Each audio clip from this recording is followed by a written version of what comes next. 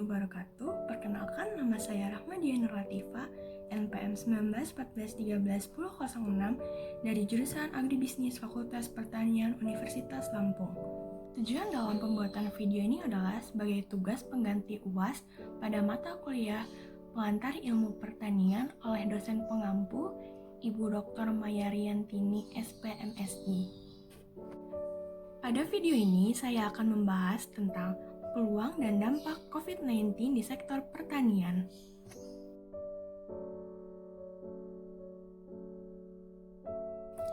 Coronavirus adalah kumpulan virus yang bisa menginfeksi sistem pernapasan.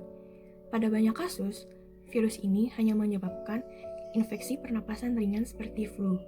Namun, virus ini juga bisa menyebabkan infeksi pernapasan berat seperti infeksi paru-paru atau pneumonia. Selain virus SARS-CoV-2 atau virus corona, virus yang juga termasuk dalam kelompok ini adalah virus penyebab SARS dan virus penyebab MERS. Meski disebabkan oleh virus dari kelompok yang sama, yaitu coronavirus, COVID-19 memiliki beberapa perbedaan dengan SARS dan MERS, antara lain dalam hal kecepatan, penyebaran, dan keparahan gejala. Menurut data yang dirilis oleh Gugus Tugas Percepatan Penanganan COVID-19 Republik Indonesia, jumlah kasus terkonfirmasi positif hingga 11 Juni 2020 adalah 35.295 orang dengan jumlah kematian 2.000 orang. Dari kedua angka ini dapat disimpulkan bahwa case fatality rate atau tingkat kematian yang disebabkan oleh COVID-19 di Indonesia adalah lebih dari 6%. Secara umum, ada 3 gejala umum yang bisa menandakan seseorang terinfeksi virus corona, yaitu demam dengan suhu tubuh di atas 38 derajat Celcius, batuk kering, sesak napas. Namun, ada beberapa gejala lain yang juga bisa muncul pada infeksi virus corona, seperti diare, sakit kepala, hilangnya kemampuan mengecap rasa atau mencium bau, dan ruam di kulit. Seseorang dapat tertular COVID-19 melalui berbagai cara, seperti tidak sengaja menghirup percikan ludah atau droplet yang keluar saat penderita COVID-19 batuk atau bersin, memegang mulut atau hidung tanpa mencuci tangan terlebih dahulu setelah menyentuh benda yang terkena cipratan ludah penderita COVID-19, dan kontak jarak dekat dengan penderita COVID-19. Sampai saat ini, belum ada vaksin untuk mencegah infeksi virus corona atau COVID-19. Oleh sebab itu, cara pencegahan yang terbaik adalah dengan menghindari faktor-faktor yang bisa menyebabkan Anda terinfeksi virus. Anda bisa menerapkan physical distancing, menggunakan masker, rutin mencuci tangan, jangan menyentuh area muka, tingkatkan daya tahan tubuh, dan hindari kontak dengan penderita COVID-19.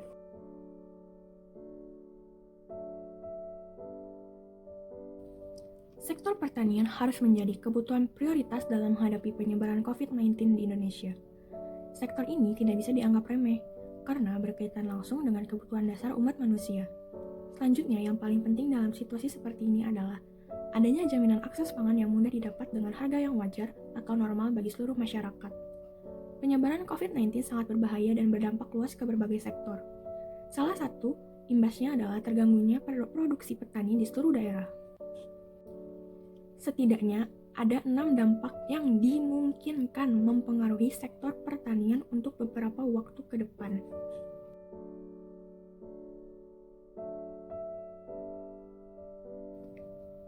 Harga pasar dan pertanian. Ketika melihat meningkatnya tingkat kepedulian, rekomendasi untuk jarak sosial, mengurangi perjalanan, menghindari keramaian, penutupan dan praktik perlindungan lainnya untuk memperlambat penyebaran COVID-19, konsumen akan membuat pilihan sulit tentang makanan jauh dari rumah, yang tidak normalnya pengeluaran. Tentu, situasi ini akan menciptakan pasar dan transaksi tidak normal, sehingga akan mempengaruhi stabilitas supply dan demand, barang dan jasa serta harga yang dimungkinkan meningkat. Seperti pada kasus baru-baru ini, yaitu harga cabai turun drastis yang biasanya 11-15 ribu per kilo, sekarang menjadi 3-5 ribu per kilo. Hal ini dikarenakan panen cabai yang terlalu banyak, tetapi konsumen yang sedikit membelinya. Biasanya juga para petani mendistribusikan hasil panen mereka ke supermarket atau ke restoran. Namun, ada beberapa daerah yang menerapkan kebijakan PSBB atau pembatasan sosial berskala besar, sehingga supermarket dan restoran tutup dan membuat para petani tidak lagi mendistribusikan hasil panen mereka ke restoran dan supermarket.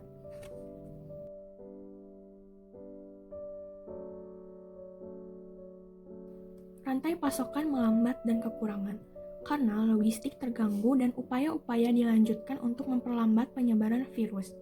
Berbagai sektor industri yang terhubung sudah terkena dampak. Dengan beberapa produk, pembelian panik menciptakan kekhawatiran tambahan.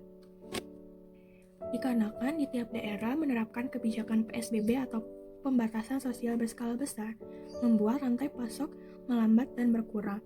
Karena biasanya tiap daerah akan mengurangi masuknya logistik ke daerah mereka untuk mengurangi atau menghambat penyebaran virus corona.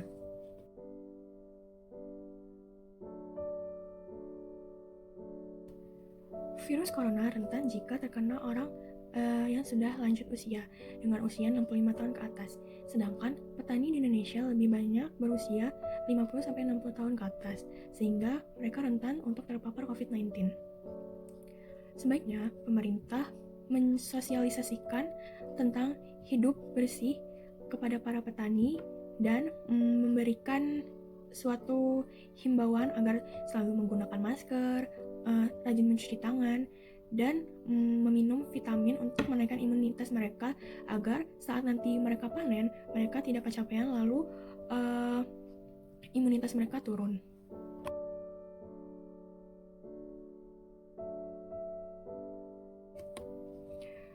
Pembayaran tenaga kerja berdasarkan hasil panen mereka.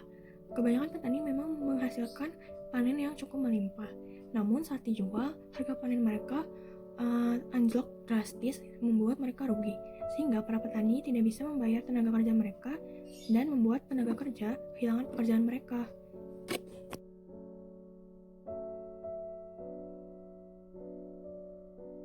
Ada kekurangan APD dan peralatan pelindungan lainnya yang vital untuk mengoperasikan peternakan secara aman dan menjaga kesehatan pekerja dan hewan. Biasanya saat kita mau memerah sapi untuk mengambil susunya, pastikan kita akan menggunakan sarung tangan karet agar steril. Tapi di pandemi ini, sarung tangan lebih diprioritaskan untuk tenaga medis yang menangani COVID-19. Nah, makanya banyak para petani menggunakan sarung tangan ala kadarnya, sehingga itu kurang aman untuk pekerja dan hewannya.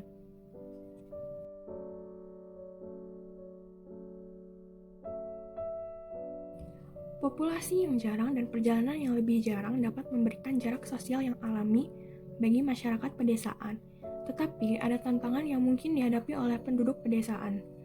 Banyak tempat berkumpul seperti sekolah dan rumah ibadah ditutup dan dihimbau menghentikan rutinitas dan acara normal. Sebagai gantinya, di beberapa daerah untuk siswa sekolah menengah dan perguruan tinggi diajarkan secara online. Ini mungkin sulit bagi beberapa penduduk pedesaan karena layanan internet berkecepatan tinggi tidak tersedia di beberapa wilayah negara, termasuk beberapa komunitas dengan basis pertanian yang kuat.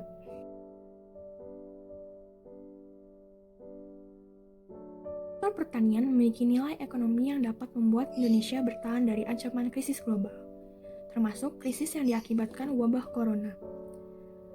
Hal tersebut karena sektor pertanian selalu menjadi kebutuhan sehari-hari dan pengerjaannya tidak terlalu sulit, yaitu hanya memakan waktu tanam selama 3 bulan.